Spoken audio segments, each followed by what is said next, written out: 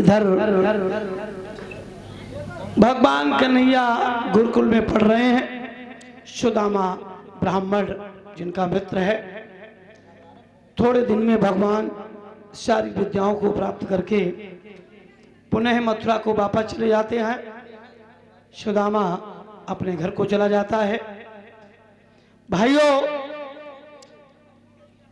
सुदामा भगवान से झूठ बोला। आप कथा में सुनते हो कि सुदामा जैसा कपटी ब्राह्मण जो मेरे कन्हैया से झूठ बोला, यह अच्छा दोस्त नहीं हो सकता। लेकिन याद रखना भाइयों, सुदामा जैसा मित्र दुनिया में दोबारा नहीं होगा। क्यों? चना सुदामा के पास थे, लेकिन जानबूझ के कन्हैया को नहीं दिए। जो चना सुदामा बांधे था वो मनमोहन को दिए नहीं। चोरी चोरी चबन लगा, प्रभु से जाहिर किए नहीं। मोहन ने कटकट शब्द सुना, बोले भैया क्या खाता है? कचोय तनुक हमको दे दे, भूखे दम निकला जाता है। तो ब्राह्मण बोला क्या रखा है, मेरे दांतन को संड सतावे, इसीलिए कटकट जैसा मोहन शब्द सुनावे। भगवान बोले भैया कछुए मुंह दे दे, मुंह को भूख लगी है। और सुदामा चना चबा रहा था और कट कट कट बोल रहे चना। तो भगवान बोले भैया कछुए तनिक मुंह को दे दे। सुदामा ब्राह्मण कहने लगा कन्हैया मेरे पास कुछ नहीं है, तेरी दांती बज रही। हाँ। भगवान बोले जाओ मित्र, तुम्हारे वचन तुम्हें सत्य हो। उसी दिन से सुदामा गरीब हो गया। हे ध्यान देना, यहां पर बड़ी मतलब की बात। सुदामा झूठ क्यों बोले भगवान से? क्या ये चना सुदामा चब रहा था, कम चने थे इसलिए झूठ बोले?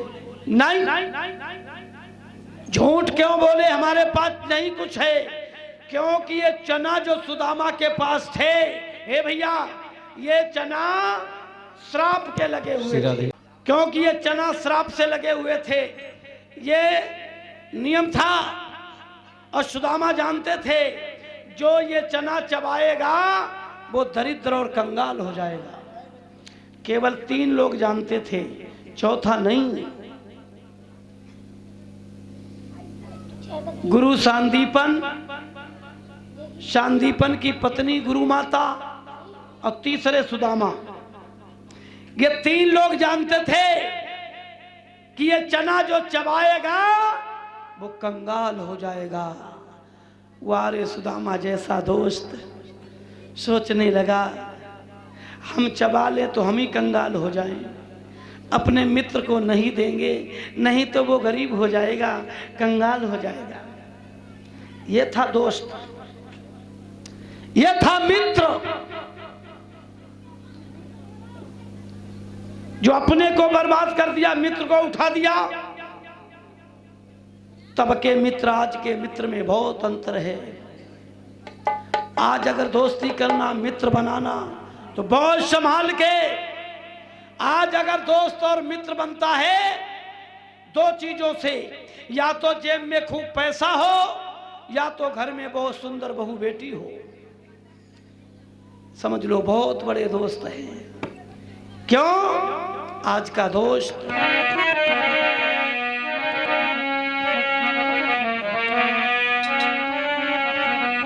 ए भैया, अरे आजू कल के करते यारी,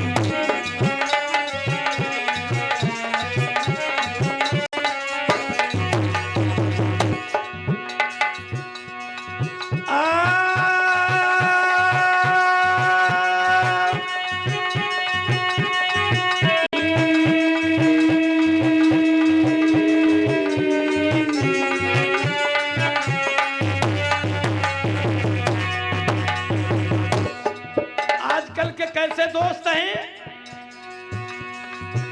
अरे आजू कल के करते यारी, जाई घर तक यार की नारी।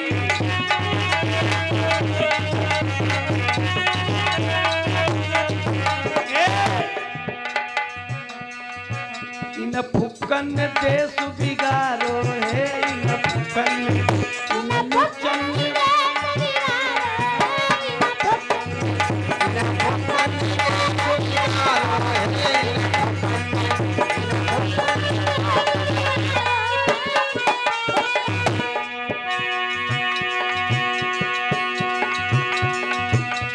लुचन बादर भारो है, लुचन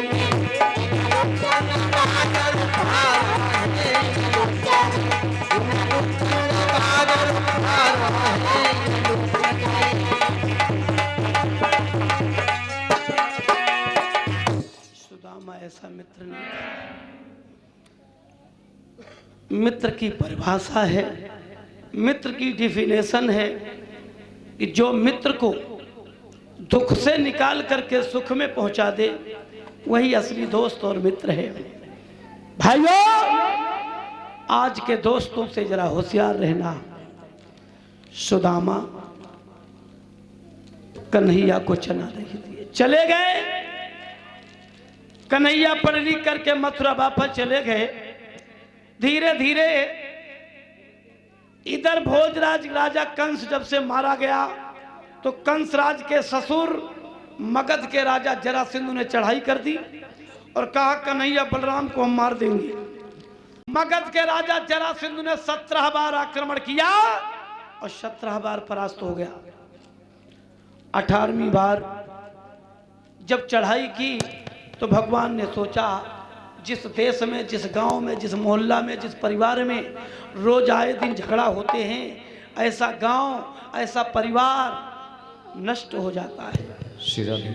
और ये 51 मुद्राएं अजय डॉक्टर जी की तरफ से, और 51 मुद्राएं मोहित करौंदा, 51 मुद्राएं मनीष करौंदा, 51 मुद्राएं अजय करौंदा, 51 मुद्राएं सुभाष करौंदा, 51 मुद्राएं प्रदीप करौंदा, 51 मुद्राएं मनोज करौंदा।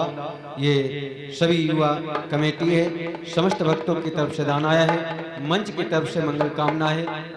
परमात्मा इनके जीवन में सुख और शांति बनाए रखे। जय श्री भक्तों, इधर भगवान 18वीं बार मथुरा छोड़ करके और गुप्त रास्ते के द्वारा द्वारिका चले गए, जहां भव्य द्वारिका का निर्माण किया और वहीं सारे यादवों को लेकर के भगवान कन्हैया द्वारिका में रहने लगे। जब भगवान द्वारिका चले गए, इधर भाइयों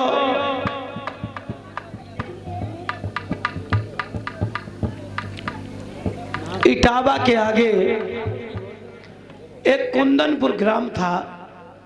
उस कुंदनपुर में एक राजा रहते थे जिनका नाम था भीष्मक।